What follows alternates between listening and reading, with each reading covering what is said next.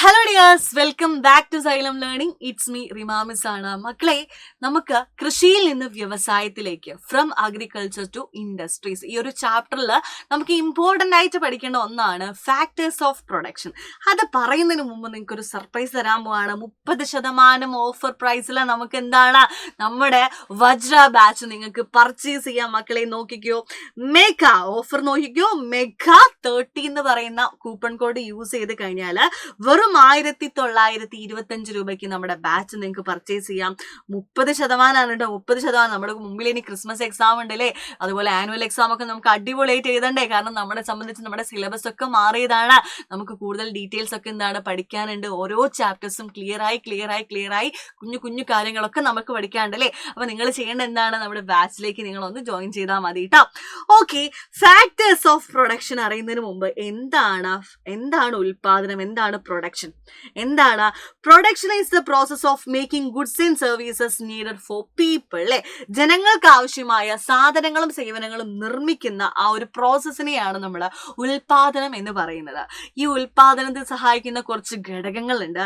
അതാണ് മക്കളെ ഇതാ ഈ 4 എണ്ണം. Okay, land, labour, capital and organisation. ഇതാണ് നമ്മുടെ ഫാക്ടേഴ്സ് ഓഫ് പ്രൊഡക്ഷൻ, ഉൽപാദന ഘടകങ്ങൾ. ഉൽപാദന സമയത്ത് നമ്മളെ ഹെൽപ്പ് ചെയ്യുന്നവരാണ് എന്താ ഈ 4 എണ്ണവും. അപ്പൊ നമുക്ക് ഓരോന്നായിട്ട് നമുക്ക് ഡീറ്റെയിൽഡ് ആയിട്ട് നോക്കിയാലോ. ആദ്യം ലാൻഡ് ആണ് കേട്ടോ. ആദ്യത്തെ ഫാക്ടർ ഓഫ് പ്രൊഡക്ഷൻ എന്ന് പറയുന്നത് ലാൻഡ് ആണ്. നമുക്ക് ലാൻഡ് എന്ന എല്ലാ നാച്ചുറൽ റിസോഴ്സസുകളും എന്താണ്, നമ്മുടെ ലാൻഡ് ഒരു ഫാക്ടർ ഓഫ് പ്രൊഡക്ഷൻ എന്ന നിലയിൽ അതിൽ വരുന്നുണ്ട് കേട്ടോ.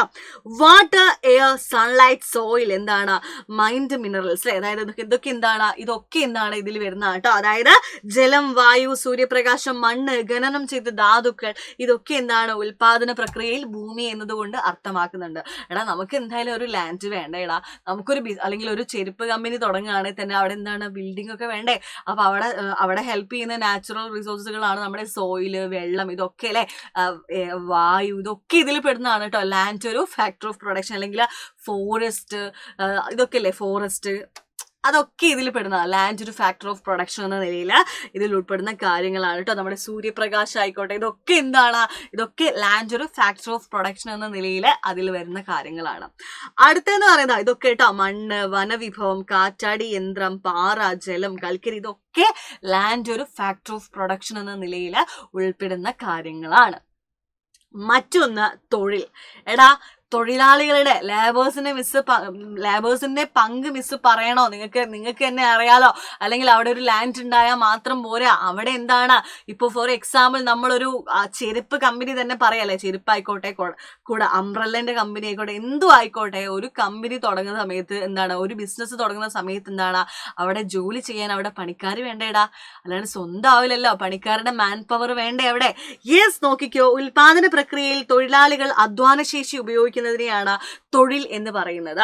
Okay, the use of man power of workers in the production process is called labour. അല്ലെ, അവരവരുടെ എന്താ യൂസ് ചെയ്യുന്നത്, ശാരീരികവും ബുദ്ധിപരമായിട്ടുള്ള അധ്വാനമാണ് അവിടെ കൊടുക്കുന്നത്. അല്ലെ, workers become the part of production process using there physical and intellectual capabilities. അതായത് കായികവും ബുദ്ധിപരമായിട്ടുള്ള വർക്കേഴ്സിന് എന്താണ്, ഫിസിക്കൽ ആൻഡ് ഇന്റലക്ച്വൽ ആയിട്ടുള്ള ക്യാപ്പബിലിറ്റീസ് അല്ലെങ്കിൽ ശേഷി ഉപയോഗിച്ച് തൊഴിലാളികൾ ഉൽപാദന പ്രക്രിയയുടെ ഭാഗമാവുന്നു. അവിടെ തൊഴിലാളികളാണ് എന്താ നമുക്ക് പണിയെടുക്കുന്ന, അല്ലെ, സാധനങ്ങൾ ഉണ്ടാക്കാൻ പണിയെടുക്കുന്ന ആരാണ്, നമ്മുടെ ലാബേഴ്സ് ആണ്.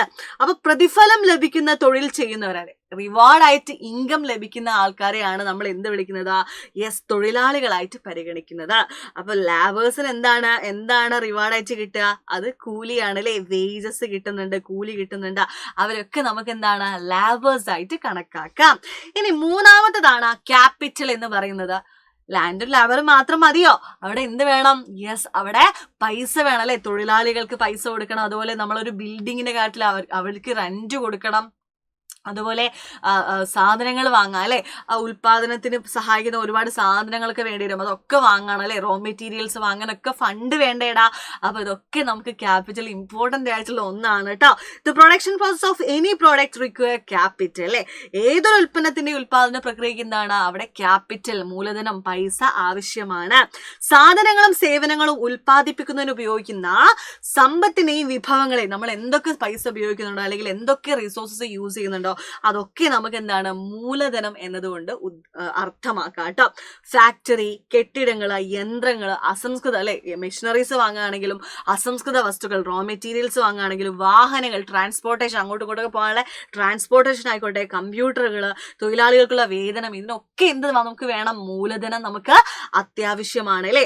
Factories, buildings, machineries, raw materials, vehicles, computers, wages of workers, ഇതൊക്കെ ക്യാപിറ്റലിന്റെ ഭാഗമാണ്. ഇവർക്കൊക്കെ നമുക്ക് പൈസ കൊടുക്കണം. ബിൽഡിങ്ങിനായിക്കോട്ടെ, റോ മെറ്റീരിയൽസ് ആയിക്കോട്ടെ, വെഹിക്കിൾസിനായിക്കോട്ടെ, ഇതിനൊക്കെ നമുക്ക് എന്താണ് പൈസ വേണം. ഓക്കെ, ഏതൊരു ഉൽപ്പന്നത്തിന്റെ ഉൽപാദന പ്രക്രിയക്ക് നമുക്ക് ഫണ്ട് അല്ലെങ്കിൽ മൂലധനം ക്യാപിറ്റൽ അത്യാവശ്യമാണ്.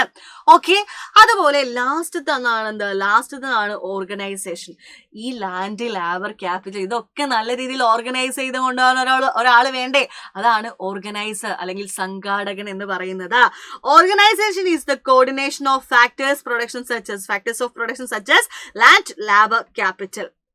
അതായത് ഉൽപാദന ഘടകങ്ങളായ ഭൂമി, തൊഴിൽ, മൂലധനം എന്നിവയെ കൂട്ടിയോജിപ്പിക്കുന്ന ആളാണ് സംഘാടനം അല്ലെങ്കിൽ കൂട്ടിയോജിപ്പിക്കലിനെയാണ് നമ്മൾ ഓർഗനൈസേഷൻ എന്ന് വിളിക്കുന്നത്. ഇതിനായി പ്രവർത്തിക്കുന്നവർ സംഘാടക അല്ലെങ്കിൽ ഓർഗനൈസർ എന്ന് വിളിക്കുന്നു. Okay, those who work for this are known as organiser അല്ലെങ്കിൽ എന്റർപ്രണേഴ്സ് എന്ന് വിളിക്കുന്നുണ്ട്. Forming new business idea, raising the necessary capital and implementing that idea as a part of organisation. അല്ലെ, അതായത് ഒരു പുതിയ ബിസിനസ് സ്റ്റാർട്ട് ചെയ്യാന്നുള്ള ഒരു ആശയം കൊണ്ടുവരുന്നത്, അതിനാവശ്യമായ മൂലധനം കണ്ടെത്തി എങ്ങനെയാണ് തിങ്ക് ചെയ്യുന്നത്, അതുപോലെ എന്തൊക്കെ ആശയങ്ങൾ പ്രാവർത്തികമാക്കണം, ഇതൊക്കെ തീരുമാനിക്കുന്നത് ആ ഒരു എന്റർപ്രണർ ആയിരിക്കും അല്ലെ.